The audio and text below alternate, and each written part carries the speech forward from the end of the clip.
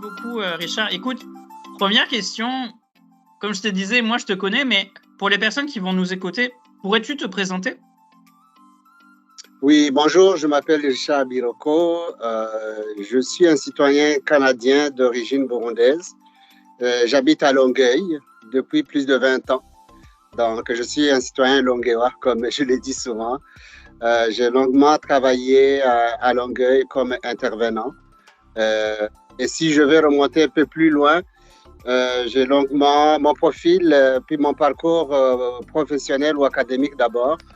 J'ai fait des études en lettres et sciences humaines à l'Université du Burundi. Par la suite, j'ai travaillé dans des organismes communautaires, ce qu'on appelle les ONG locales à Bujumbura. J'ai été directeur d'un organisme communautaire ou une association qui s'appelle APECOS. L'APECOS est une association de prise en charge des orphelins du sida, dont j'ai été directeur pendant plus de 6 ans.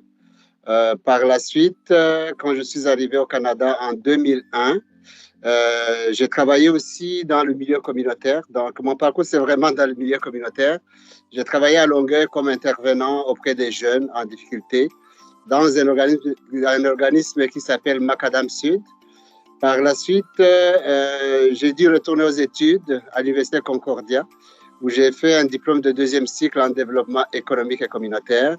Et pendant que je faisais ça, après, j'ai eu un poste de conseiller en emploi dans un carrefour jeunesse emploi en Outaouais. Et après, je suis revenu à Montréal où j'ai travaillé comme conseiller en emploi pendant plus de 11 ans au carrefour jeunesse emploi. Et pendant que j'étais là, je suis retourné aux études à HEC où j'ai fait un diplôme de 2e cycle en gestion des ressources humaines.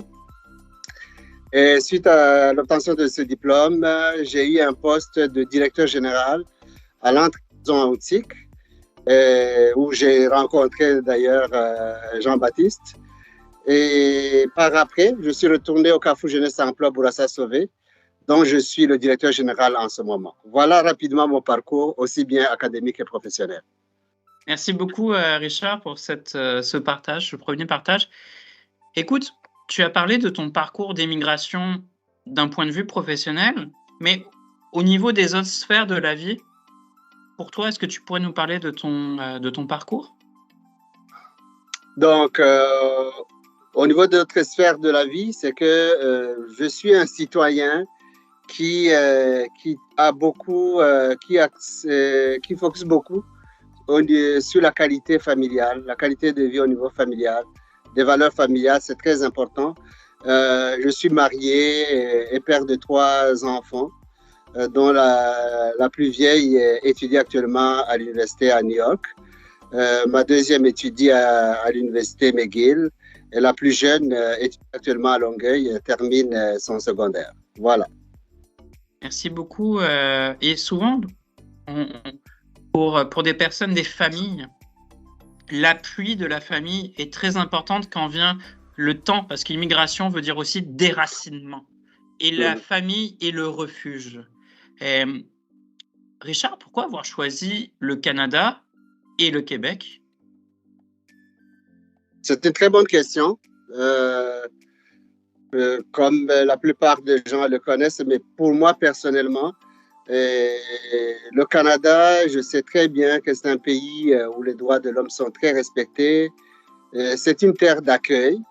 Donc, à partir du moment où j'ai quitté le Burundi, le Canada était ma meilleure destination pour plusieurs raisons. Je parlais tantôt des valeurs d'accueil, l'hospitalité, mais le Québec aussi. Pourquoi? Parce que c'est une province où on parle français. Et pour moi, quoique je parle plusieurs langues, y compris l'anglais, mais l'anglais, ce n'est pas une langue dans laquelle je me sens très à l'aise. Mais le fait qu'au Québec, on parle français, c'était quand même un facteur important qui a favorisé aussi mon intégration rapide dans cette société d'accueil. Merci beaucoup. Mais tu parles de la société d'accueil, toi. As-tu vécu des barrières dans ton intégration? Écoutez, bon, comme tout immigrant, quand on arrive, on quitte pratiquement l'endroit où on était habitué. Il faut se bâtir des nouveaux réseaux. Quand je suis arrivé ici, c'est sûr que j'ai dû reconstituer mon réseau. Donc, La reconnaissance des diplômes, ça a été quand même un problème à un moment donné. Alors, c'est pour ça que j'ai dit que je suis retourné aux études. Et par cela, ça m'a permis justement de pouvoir continuer. La non-reconnaissance aussi des expériences à l'étranger, c'est aussi un obstacle. Voilà.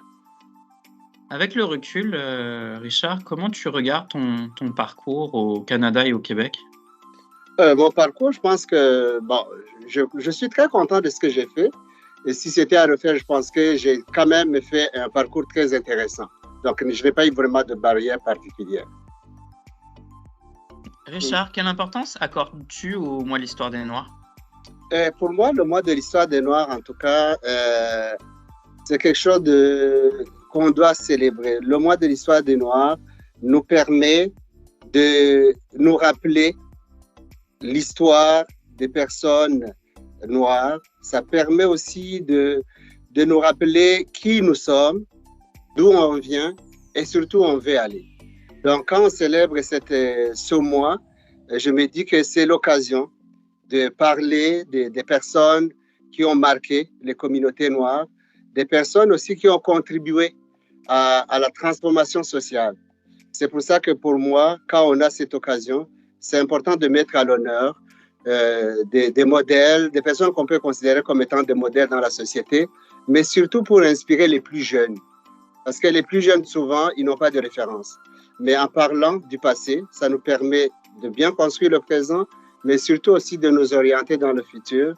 C'est d'ailleurs pour ça qu'on dit souvent que celui qui ne sait pas d'où il vient, il ne peut pas savoir non plus où il va. Donc, pour moi, c'est très important de célébrer ce mois de l'Histoire des Noirs. Vraiment, effectivement. Merci beaucoup, Richard. Tes paroles sont très inspirantes. Donc, merci d'avoir accepté cette entrevue et je te souhaite le meilleur pour la suite de ton parcours. Merci beaucoup.